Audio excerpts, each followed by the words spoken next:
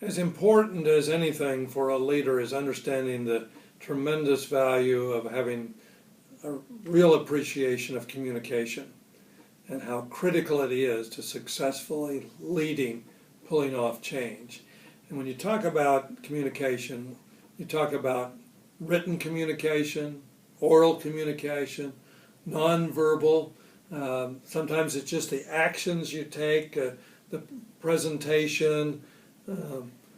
People look at you, what they see, what they feel. All of these various communications make a huge difference in terms of successfully implementing a decision. How you communicate it, how you articulate, staying together, speaking with one voice, understanding that all decisions need to have a communication strategy, and really appreciating nonverbals. That's one thing I really talk about a lot, because I think too many people think that when they're on stage, when they're speaking or they're giving the presentation, that's when people are looking. If they're on that stage, even they're off to the side, people are looking, making decisions, observing and drawing conclusions, actions you take. I remember as the archivist, one of the things I did was to decide not to have a special parking place. That was a message that I was part of the team. I wasn't a special person that therefore had a special parking place. I think a lot of times it's those little things that people see and draw conclusions that in some cases has more of an impact than other things you do. The written message, the oral communication.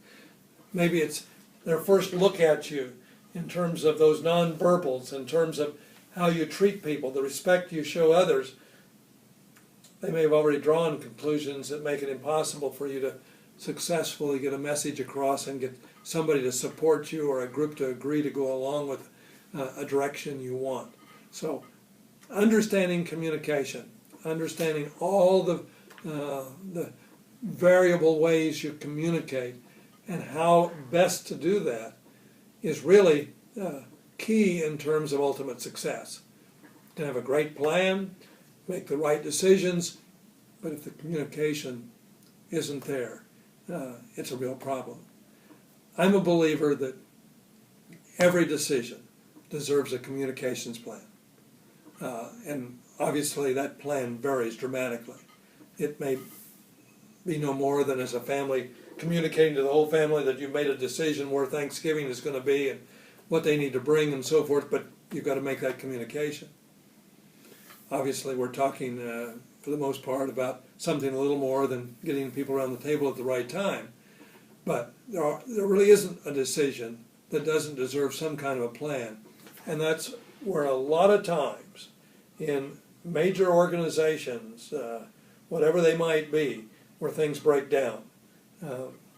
Too many times leaders think they've made the decision and then they leave to someone else and assume it's going to be taken care of, when maybe the most critical step is right there. How you put that message together, how you communicate it, who gets that communication, the timing of that communication. Endless factors go in to communicating that decision that's been made. And that is what's going to really determine, more than anything else, whether you actually get change, whether the decision is actually implemented, how it was communicated.